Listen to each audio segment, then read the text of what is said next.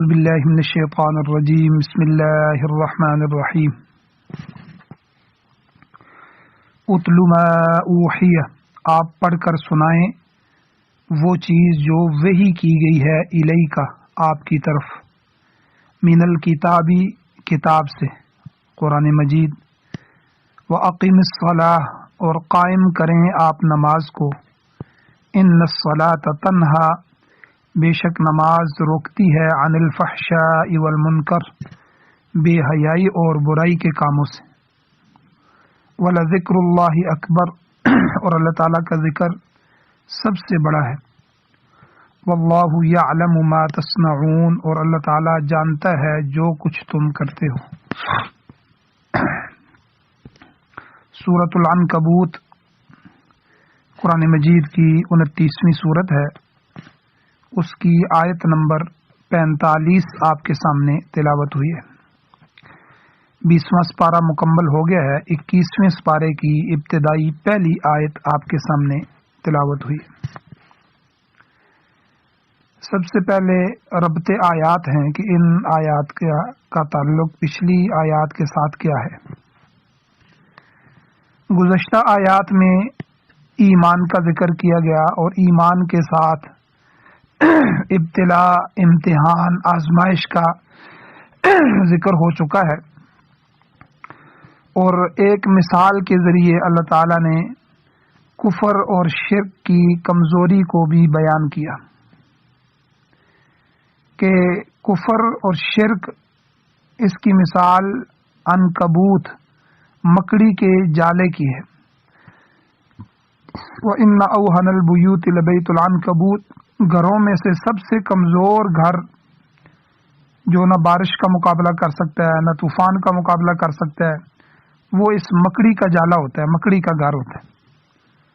تو اللہ تعالیٰ نے فرمایا جو آدمی مشرک ہے، شرک کر رہا ہے، اس کی بنیاد بھی اسی طرح ہے، اس کا گھر بھی، اس کا عقیدہ بھی، نظریہ بھی اسی طرح کمزور اور بودا ہے۔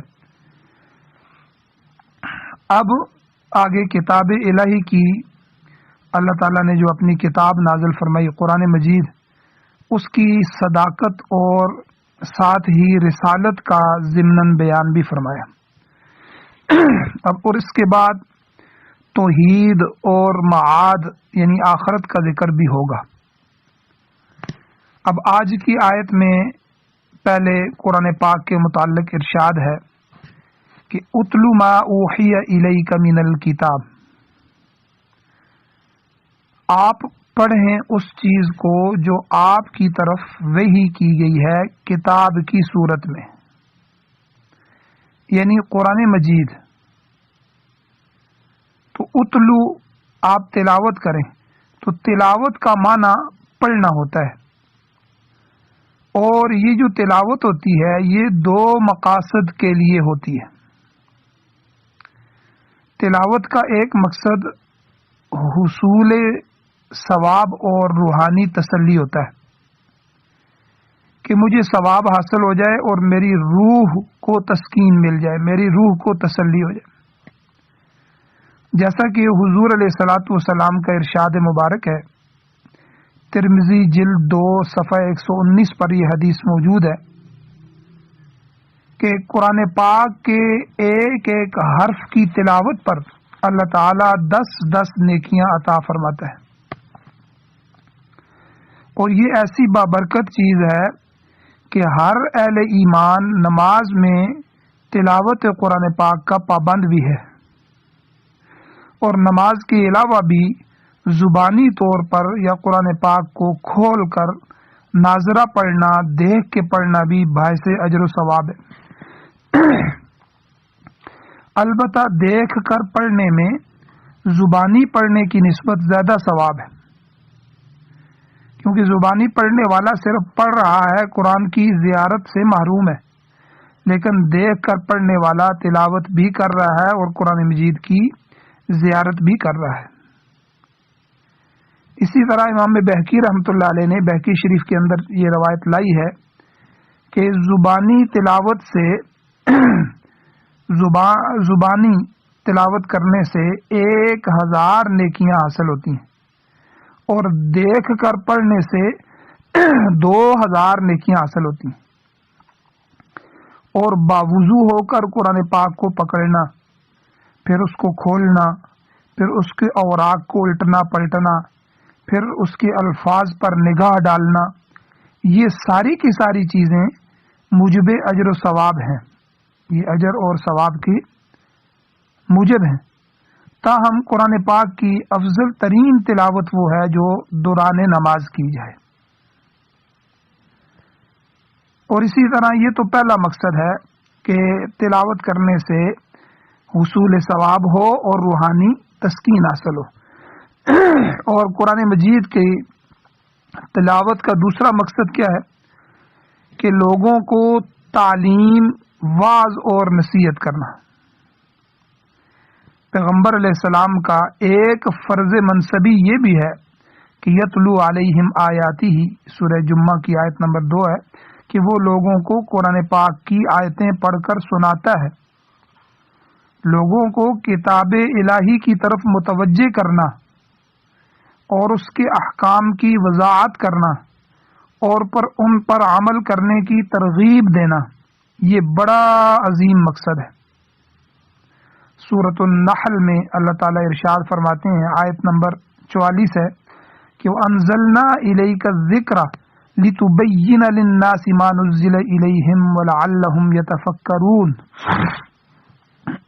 کہ ہم نے آپ کی طرف یہ ذکر یعنی قرآن پاک اس لیے نازل کیا ہے تاکہ آپ اسے لوگوں کے سامنے لِتُبَيِّنَ لِلنَّاسِ مَا نُزِّلَ إِلَيْهِمْ، کہ جو لوگوں کے لیے نازل کیا گیا ہے اس کو لوگوں کے سامنے وضاحت کے ساتھ بیان کریں، وَلَعَلَّهُمْ يَتَفَكَّرُونَ، تاکہ وہ اس میں غور و فکر کریں۔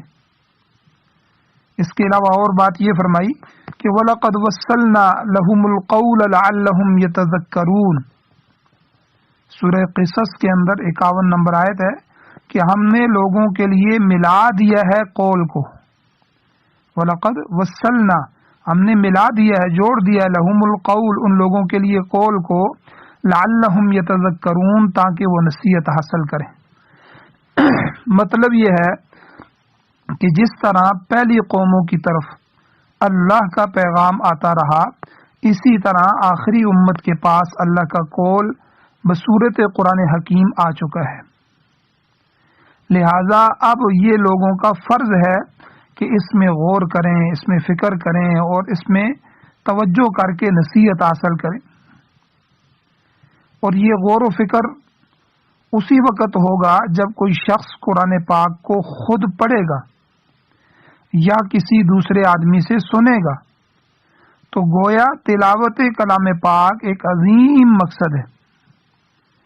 البتہ تعلیم اور تبلیغ کے لیے تلاوت یہ درجہ اول میں آتی ہے، جبکہ محض ثواب حاصل کرنے کے لیے پڑھنا یہ درجہ دوم کا عمل ہے کہ بندہ تلاوت کر رہا ہے، بس تلاوت کر رہا ہے، تو یہ اس کا بھی اجر اور ثواب ہے، لیکن یہ دوسرے درجے میں۔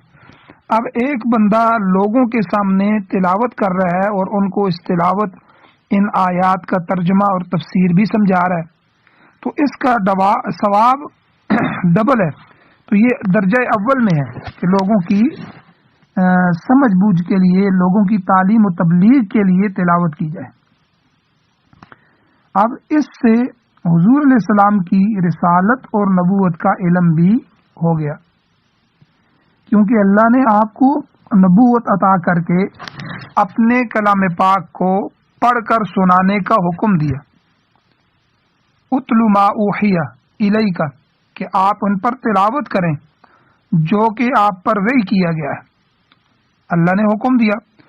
تو اس سے یہ بھی معلوم ہوا کہ قرآن پاک آپ کی ذات ببرکات پر بذریعہ وحی جلی نازل کیا گیا ہے، وحی خفی نہیں بلکہ وحی جلی، اتلو ما اوحی، جو وحی کیا گیا ہے۔ یہاں قرآن مجید کے اس لفظ سے یہ نکلتا ہے کہ وحی جلی، اللہ تعالیٰ نے ایک ایک آیت کو، ایک ایک سورت کو، ایک ایک رکوع کو اتارا ہے، تو جو آپ پر اتارا گیا ہے، آپ پر بذریعہ وحی بھیجا گیا ہے، آپ اس کی تلاوت کریں۔ تو قرآن پاک جو ہے اللہ تعالیٰ کی طرف سے بذریعہ وحی جلی نازل کیا گیا ہے۔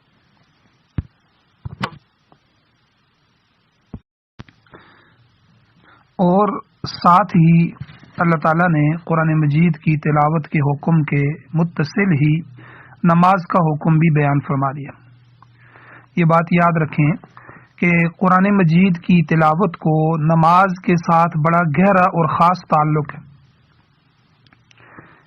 اب اکثر صحابہ کرام یا اولیاء اللہ جتنے بھی تھے، اکثر ان میں سے 2 رکعت میں پورا قرآن بھی ختم کرتے تھے، اور عام صحابہ اور عام اولیاء کی عادت یہ ہے کہ وہ کئی سپارے جو ہے وہ تہجد کے اندر، اشراق کے اندر، اوابین کے اندر اور اسی طرح تراویح کے اندر پورا قرآن سنا جاتا ہے، ساری عوام بھی سنتی ہے۔ تو یعنی نماز کے اندر اور عام نمازوں میں بھی قرآن مجید کی تلاوت کی جاتی ہے۔ تو قرآن کو نماز کے ساتھ گہرا تعلق ہے۔ یہ سمجھ لیں کہ قرآن نماز کا لازمی جز ہے، قرات فرض ہے، قرآن نماز کے اندر قرات فرائض میں سے ہے۔ تو لہٰذا آگے اللہ تعالیٰ نے فرما دیا وَأَقِمِ الصَّلَاةَ کہ آپ نماز قائم کریں، کیونکہ ان الصلاۃ تنہا عن الفحشاء والمنکر، کہ وجہ یہ ہے کہ بے شک نماز بے حیائی اور برائی سے روکتی ہے۔ یہ خطاب یاد رکھیں، یہ تو پیغمبر علیہ السلام سے ہے، مگر حضور کے واسطے سے تمام اہل ایمان اس کے مکلف ہیں۔ جیسا سورہ کوثر میں 30ویں سپارے میں اللہ تعالیٰ نے فرمایا فَصَلِّ لِرَبِّكَ وَانْحَرْ، دوسری آیت ہے کہ آپ اپنے پروردگار کے لیے نماز پڑھیں اور قربانی کریں۔ تو اس میں بھی حضور کو نماز پڑھنے اور قربانی کا حکم دیا گیا، تو گویا کہ حضور کے واسطے سے ساری امت کو یہ حکم دیا گیا۔ تو یہاں پر بھی اللہ تعالیٰ نے واضح طور پر فرمایا ہے کہ نماز بے حیائی اور برائی کے راستے میں رکاوٹ ہے، جبکہ روزمرہ مشاہدہ یہ ہے کہ لوگ نمازیں بھی پڑھتے ہیں اور برائیوں کا ارتکاب بھی کرتے رہتے ہیں۔ تو یہ ایک اشکال ہے۔ تو اس قسم کا اشکال حضور علیہ السلام کے زمانے میں بھی پیدا ہوا تھا۔ آپ علیہ السلام کو بتایا گیا کہ فلاں شخص رات کو نماز پڑھتا ہے مگر دن میں چوری کرتا ہے۔ حضور علیہ الصلوۃ والسلام نے فرمایا فکر نہ کرو، ابھی اس پر پوری طرح اثر نہیں ہوا، نماز اس کو ضرور برائی سے روکے گی۔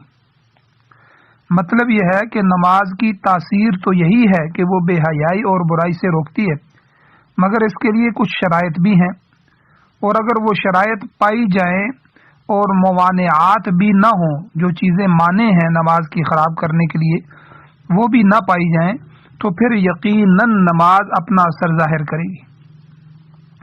اس کی مثال ایسی ہے کہ بعض دوائیاں بعض امراض کے لیے، بعض بیماریوں کے لیے تیر بہدف ہوتی ہیں، ان کا تجربہ ہو چکا ہوتا ہے مگر وہ بعض مریضوں پر اثر نہیں کرتی، جس کی وجوہات ہوتی ہیں۔ مثلا ملیریا بخار کے لیے کونین جو ہے یہ دوائی 100% علاج ہے، لیکن بعض اوقات یہ بھی فائدہ نہیں دیتی۔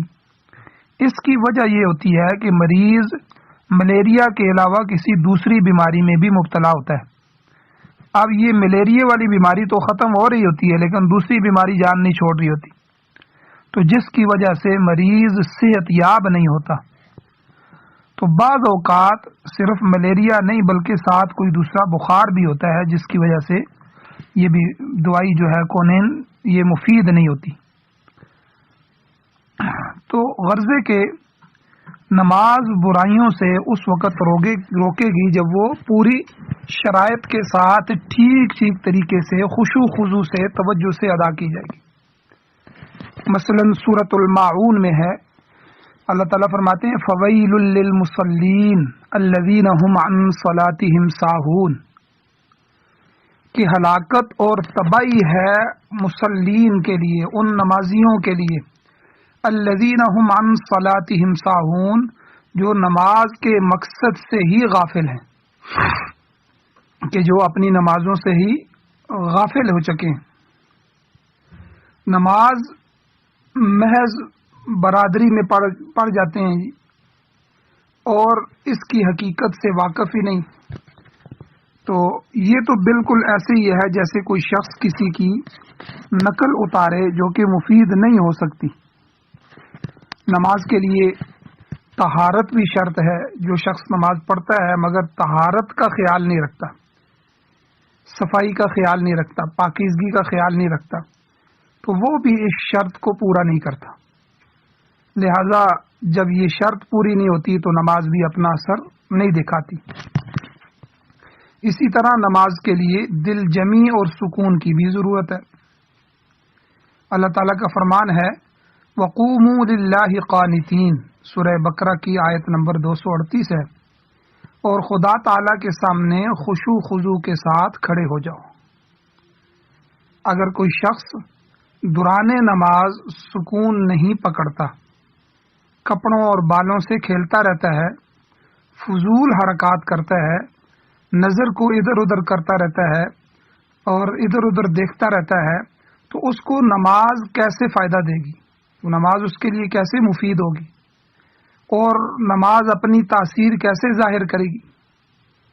حدیث میں بھی آتا ہے حضور علیہ الصلوۃ والسلام نے ایک شخص کو نماز میں فضول حرکات کرتے ہوئے دیکھا، تو آپ علیہ الصلوۃ والسلام نے فرمایا لو خشع قلبہ لخشع جوارحہ، اگر اس کے دل میں عاجزی ہوتی تو اس کے اعضاء بھی عاجزی کا اظہار کرتے.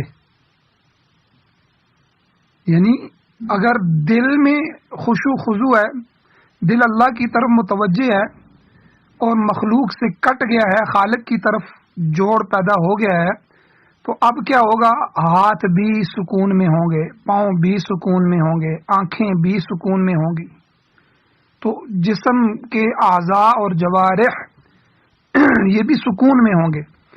تو جب نماز پڑھ رہا ہے بندہ تو اس کے اعضاء اور جوارح اور اس کے نماز پڑھنے کی ترتیب سے بندہ اندازہ لگا سکتا ہے کہ اس کے دل میں کتنا خشوع خضوع ہے. اس لیے حضور علیہ الصلوۃ والسلام نے یہ بھی فرمایا، حدیث کا مفہوم ہے کہ قرب قیامت میں ایک وقت ایسا آئے گا بھری مسجد میں تمہیں کوئی خشوع خضوع والا ایک بھی نہیں ملے گا. ہر بندہ جلدی میں کہ میری نماز مکمل ہو جائے، جلدی جلدی پڑھ لوں، کہیں جانا ہے. اللہ تعالیٰ نے موسیٰ علیہ السلام کو حکم دیا قرآن مجید میں وَأَقِمِ الصَّلَاةَ لِذِكْرِي، سورہ طٰہٰ کی آیت نمبر 14 ہے کہ میری یاد کے لیے نماز قائم کرو. کہ نماز قائم کرو کس کے لیے؟ لذکری، میری یاد کے لیے. لیکن اگر انسان نماز کے مقصد اور مفہوم سے ہی واقف نہیں ہے، اس طرف بالکل توجہ ہی نہیں ہے، بلکہ منافق کی طرح نماز پڑھ رہا ہے، تو اس کا کیا اثر ظاہر ہوگا؟ حدیث شریف میں منافق کو گدھے کے ساتھ تشبیہ دی گئی ہے کہ جس کا مالک اس پر بوجھ لاد کر ڈنڈا مار دیتا ہے یا اس کے سامنے چارہ ڈال دیتا ہے، کبھی اس کو باندھ کر رکھ دیتا ہے، کبھی اس کو کھلا چھوڑ دیتا ہے، مگر گدھے کو کچھ معلوم نہیں کہ اسے کیوں مارا گیا، اسے کیوں باندھا گیا، اسے کیوں چھوڑا گیا. تو غافل نمازی کی بھی یہی مثال ہے کہ جو نہیں جانتا کہ وہ کیا پڑھ رہا ہے، کیوں پڑھ رہا ہے، اس کا ترجمہ کیا ہے، اور وہ کہاں کھڑا ہے، کس اللہ رب العزت کے سامنے کھڑا ہے، کس سے فریاد کر رہا ہے. یہ غافل نمازی کی مثال. اور ہماری نمازیں تو ریموٹ کنٹرول سے چلتی ہیں. اللہ اکبر کر کے کھڑے ہو گئے، اب زبان بھی چل رہی ہے اور جسم بھی حرکت کر رہا ہے، رکوع میں بھی جا رہے ہیں، تسبیحیں بھی پڑھی جا رہی ہیں، اور دو دو ایک ایک رکعت نکل جاتی ہے، پھر خیال آتا ہے ہم تو نماز میں کھڑے. خود ایٹومیٹک طریقے سے جو ہے وہ سب چل رہا ہے. یاد رکھیں اس کے برخلاف اہل ایمان جو ہوتے ہیں ان سب چیزوں کو سمجھنے کی کوشش کرتے ہیں. ایمان والا اوقات نماز کی پابندی کرتا ہے کہ نماز کا کیا وقت ہے، کل نماز کا ٹائم بدلا تھا کہ نہیں بدلا تھا، تاکہ میں نماز کے وقت پہ نماز پہ پہنچ جاؤں. طہارت کا خیال رکھتے ہیں ایمان والے. ہر جگہ جاتے ہوئے، ہر جگہ سے گزرتے ہوئے، بیٹھتے ہوئے کہ کہیں میرے کپڑے پلیت نہ ہو جائیں، میرے کپڑے ناپاک نہ ہو جائیں. جسم کی طہارت، کپڑوں کی طہارت، جگہ کی طہارت کا خیال رکھتے ہیں. اور اسی طرح خشوع اور خضوع کے ساتھ ایمان والے بارگاہ رب العزت میں مناجات کرتے، تو منافق کی نماز میں اور ایمان والے مومن کی نماز میں یہ فرق ہوتا ہے۔ تو مومن کی نمازوں کا پھر یقیناً اثر ہوتا ہے، وہ انہیں بے حیائی سے روکتی ہیں، وہ انہیں برائی سے بچاتی ہیں۔ ابو داؤد شریف کی روایت میں آتا ہے کہ عام آدمیوں کی نمازوں میں مقبولیت کا حصہ کسی کا 10واں ہوتا ہے، کسی کا 9واں ہوتا ہے، کسی کا 8واں یا 7واں حصہ ہوتا ہے۔ وہ بڑا ہی خوش قسمت آدمی ہوتا ہے جس کی آدھی نماز قبول ہو جائے۔ اسی طرح اس کو پھیلائیں تو کسی کا نماز میں 99 حصہ، کسی کا 100واں حصہ مقبول ہوگا۔ وجہ یہی ہے کہ نماز کی شرائط اور خشوع خضوع مکمل نہیں ہوتا۔ نماز ایک بہترین عبادت ہے، مگر اسے ہم اب عبادتاً نہیں پڑھتے بلکہ عادتاً پڑھا جاتا ہے۔ ایک عادت بن گئی ہے کہ نماز پڑھنی ہے۔ امام شاہ ولی اللہ محدث دہلوی رحمۃ اللہ علیہ فرماتے ہیں، حجت اللہ البالغہ جلد 1 صفحہ 73 پہ موجود ہے کہ شاہ صاحب فرماتے ہیں کہ الصلاۃ ام العبادات المقربہ، یعنی اللہ کا قرب دلانے والی عبادتوں کی جڑ اور بنیاد نماز ہے۔ حضور علیہ الصلوۃ والسلام کا ارشاد مبارک ہے کہ جس شخص کی نماز اسے بے حیائی اور برائی سے نہیں بچاتی تو ایسے شخص کو قرب الہی کی بجائے لم یزدد الا بعدن، دوری ہی اس کو نصیب ہوگی، کیونکہ اس نے نماز کو اس کی روح کے مطابق ادا ہی نہیں کیا۔ مفسرین اکرام فرماتے ہیں، تفسیر نصفی میں بھی موجود ہے، جلد 3 صفحہ 259 میں ہے، تفسیر مظہری میں بھی موجود ہے، جلد 7 صفحہ 211 میں ہے، روح المعانی کے اندر بھی موجود ہے، جلد 20 صفحہ 63 پر، تو یہ تفاسیر کے اندر بھی ہے۔ مفسرین فرماتے ہیں کہ نماز کا اقتضاء جو ہے، یہ اقتداء طبعی، طبیعت کا تقاضا جو نماز میں یہ ہے کہ اس کے فرائض، واجبات، سنتیں، مستحبات اور تمام ارکان اور حیات جتنی بھی نماز کے اندر یہ ساری چیزیں ہیں، یہ سب چاہتے ہیں کہ انسان برائی کا ارتکاب نہ کرے۔ یعنی نماز کی ہر چیز، چاہے وہ فرض نماز کے اندر فرائض ہوں، نماز کے اندر واجبات ہوں، سنتیں ہوں، نبی صلی اللہ علیہ وسلم کے طریقے، مستحبات ہوں، اس کے ارکان ہیں، ارکان نماز، اس کی حیتیں ہیں، تو یہ ساری چاہتی ہیں کہ انسان برائی کا ارتکاب نہ کرے۔ کہ جو شخص اللہ کے سامنے دست بستہ کھڑا ہے، ہاتھ جوڑ کے، ہاتھ باندھ کے کھڑا ہے، یا رکوع میں جھکا ہوا ہے، یا سجدے میں گرا ہوا ہے، تو یا قرات کر رہا ہے، یا مناجات کر رہا ہے، یا تسبیحات بیان کر رہا ہے، تو وہ برائی کا کام کیسے کرے گا؟ وہ تو اول سے لے کر آخر تک، تکبیر تحریمہ سے سلام تک وہ برائی کا کام نہیں کر سکے گا، کیونکہ وہ کچھ نہ کچھ ایسا کر رہا ہے، کبھی فرض ادا کر رہا ہے، کبھی سنت ادا کر رہا ہے، کبھی مناجات کر رہا ہے، کبھی تسبیحات کر رہا ہے۔ تو ان ارکان کا تقاضا ہے کہ وہ برائی کی بات نہ کرے، اور اگر انسان ان چیزوں کا پورے طریقے سے خیال نہیں رکھتا تو اسے نماز برائیوں سے کیسے روکے گی؟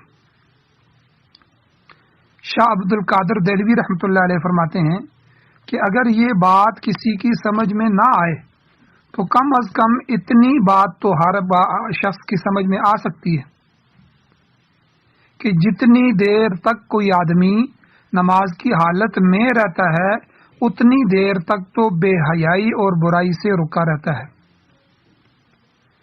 ایسے آدمی سے توقع رکھنی چاہیے کہ بعد میں بھی وہ برائی سے رکنے کی کوشش کرے گا۔ جس طرح اللہ کی طرف سے رمضان المبارک کا مہینہ آتا ہے، رمضان المبارک میں ہم حلال رزق سے بھی رکتے ہیں، روزہ رکھ کر اپنے پیٹ کو حلال، اللہ کے حکم کی وجہ سے حلال رزق سے بھی روکتے ہیں۔ تو جب 30 دن یا 29 دن جو رمضان کے ہیں، ان میں ایک بندہ 30 دن، ایک مہینہ اللہ کے حکم سے حلال سے بھی روک رہا ہے، تو اس آدمی سے توقع رکھنی چاہیے کہ وہ باقی 11 مہینے بھی حرام سے رکے گا، حلال کھائے گا، حرام سے رکے گا۔ تو اسی طرح نماز کی حالت میں جو بندہ بے حیائی اور برائی کا ارتکاب نہیں کر سکتا، تو ایسے آدمی سے بھی توقع رکھنی چاہیے کہ اس نماز کے بعد اگلی نماز تک کا جو درمیان میں وقفہ ہے، اس میں بھی وہ برائی سے رکنے کی کوشش کرے گا۔ بے حیائی میں مبتلا ہونا، لواطت اور یعنی بد اخلاقی، گالی گلوچ، فلمیں، گانے، فوٹوگرافی، یہ سب کچھ اسی میں آتا ہے، بے حیائی کے اندر۔ اور منکر کسے کہتے ہیں؟ بے حیائی اور منکر ان چیزوں کو کہا جاتا ہے جو شریعت اور عقل دونوں کے نزدیک بری ہیں۔ ان میں لڑائی ہے، جھگڑا ہے، کسی کی حق تلفی ہے، ظلم ہے، زیادتی ہے، کسی کو دھوکہ فریب دینا ہے، فرائض کو ترک کرنا ہے، شریعت کی طرف سے عدم توجہ کہ ادھر توجہ ہی نہیں ہے کہ شریعت مجھ سے کیا مطالبہ کر رہی ہے، اور اللہ اور اس کے رسول کے حکم سے لاپرواہی کرنا ہے، اور رسومات فاسدہ جو ہیں جو معاشرے میں قائم ہیں ان کی تائید کرنا ہے، وغیرہ وغیرہ، یہ ساری منکرات میں شامل ہیں۔ تو نمازی سے توقع رکھنی چاہیے کہ وہ ان تمام فحش اور منکرات سے بچنے کی کوشش کرے گا۔ پھر آگے اللہ تعالیٰ نے ذکر الہی کی برکات کو ذکر فرمایا وَلَذِكْرُ اللَّهِ أَكْبَرُ، اللہ کا ذکر بہت بڑی چیز ہے۔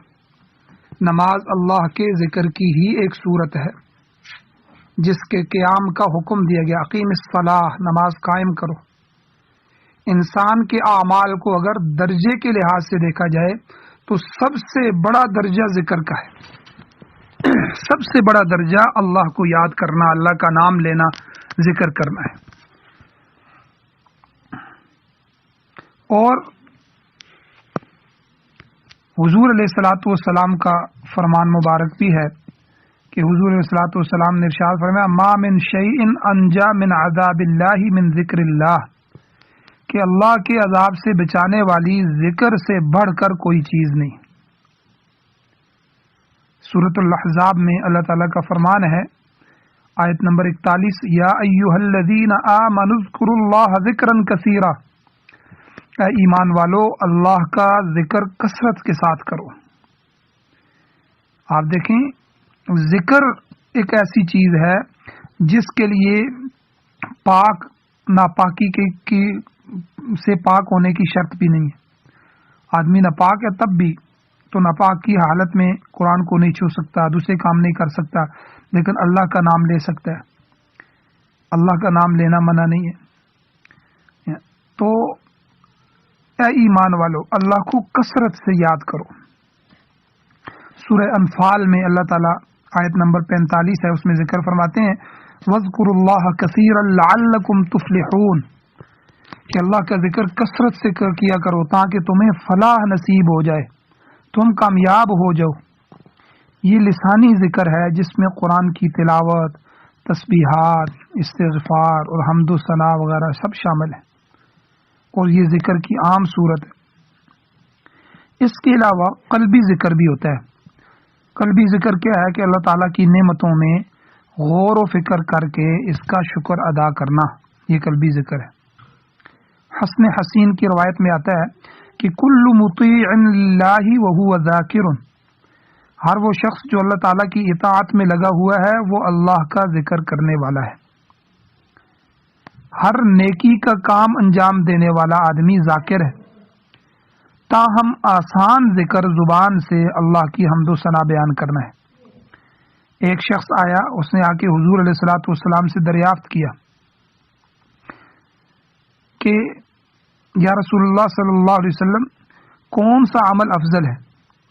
آپ صلی اللہ علیہ وسلم نے ارشاد فرمایا ان تفارق الدنیا ولسانک رطب من ذکر اللہ، کہ تم ایسی حالت میں دنیا سے رخصت ہو کہ تمہاری زبان اللہ کے ذکر سے تر ہو۔ یعنی بندہ دنیا سے جب جائے، دنیا میں جتنا ذکر کرے گا کثرت کے ساتھ، تو موت کے وقت بھی اللہ ذکر کی جو ہے توفیق نصیب فرمائیں گے۔ حضور نے کیا فرمایا؟ ان تفارق الدنیا، تو دنیا سے اس طرح جدا ہو رہا ہو، تو دنیا سے اس طرح رخصت ہو رہا ہو، تیری موت اس حالت میں آ رہی ہو کہ وَلِسَانُكَ رَطْبٌ مِّن ذِكْرِ اللَّهِ، کہ تیری زبان اللہ کے ذکر سے تر ہو۔ ایک موقع پر آپ علیہ الصلوۃ والسلام سفر میں جا رہے تھے کہ سامنے حمدان یا جمدان نامی پہاڑ آیا، تو آپ صلی اللہ علیہ وسلم نے فرمایا کہ سیرو ھذا جمدان سبق المفردون، لوگوں چلتے جاؤ، یہ جمدان پہاڑ ہے اور مفرور لوگ سبقت لے گئے۔ مفرد لوگ سبقت لے گئے، چلے گئے۔ پہاڑ کا ذکر آپ نے اس لیے کیا کہ پہاڑ اور شجر اور حجر ہر چیز اللہ کا ذکر کرتی ہے۔ پھر صحابہ رضوان اللہ تعالی علیہم اجمعین نے عرض کیا حضرت کہ یہ آپ جو مفردون کہا ہے تو یہ مفرد لوگ کون ہیں؟ تو آپ صلی اللہ علیہ وسلم نے فرمایا الذاکرون للہ کثیرا والذاکرات، یعنی اللہ کا کثرت سے ذکر کرنے والے مرد اور اللہ کا کثرت سے ذکر کرنے والی عورتیں۔ تو مفرد کا لغوی معنی اپنے آپ کو الگ تھلگ کرنا، اپنے آپ کو ہلکا پھلکا کرنے والا۔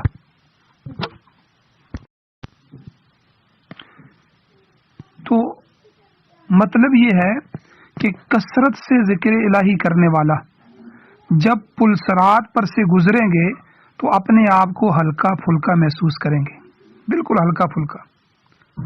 تو یہ مطلب ہے مفردون کا۔ تو الغرض وَلَذِكْرُ اللَّهِ اکبر، اللہ نے فرمایا کہ اللہ کا ذکر بہت بڑی چیز ہے۔ اس کا ایک معنی تو یہ ہو گیا کہ اللہ کا ذکر بہت بڑی چیز ہے جس کا آگے چل کر بڑا فائدہ ہوگا، اور اس کا دوسرا مفہوم مفسرین اکرام یہ بیان کرتے ہیں کہ تمہارے ذکر کے مقابلے میں اللہ کی طرف سے تمہارا ذکر کرنا، یعنی تمہارے ذکر کی نسبت بہت بڑا ہے۔ اللہ کی طرف سے تمہارا ذکر کرنا وہ تمہارے ذکر کی نسبت بہت بڑا ہے۔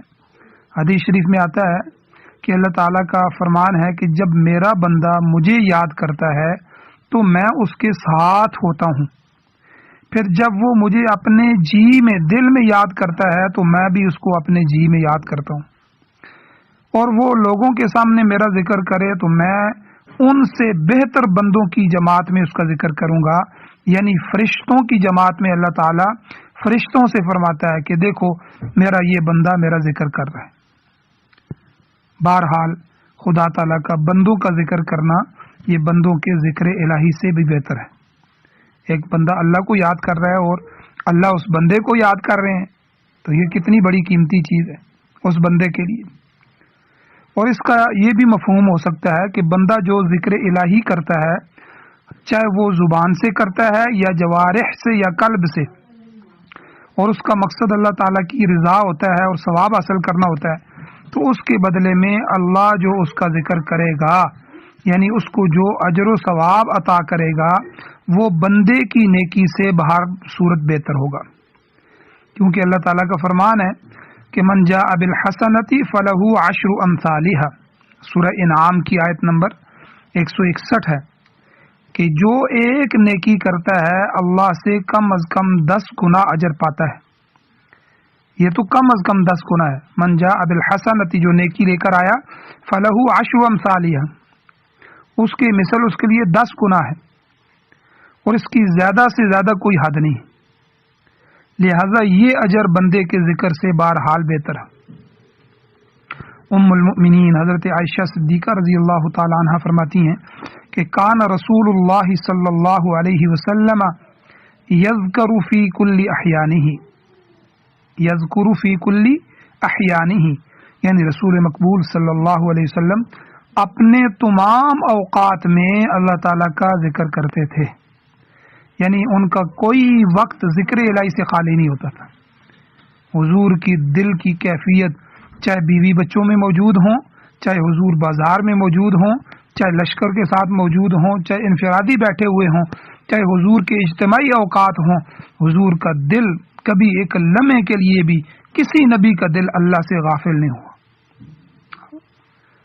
تو کیا فرمایا کہ कान रसूलुल्लाह सल्लल्लाहु अलैहि वसल्लम यज़कुरु फी कुल्ली अहयानिही, हर वक्त जिक्र इलाही में हुजूर मुब्तला होते थे, और कोई लम्हा, कोई वक़्त, कोई एक घड़ी भी जिक्र इलाही से खाली नहीं होता था।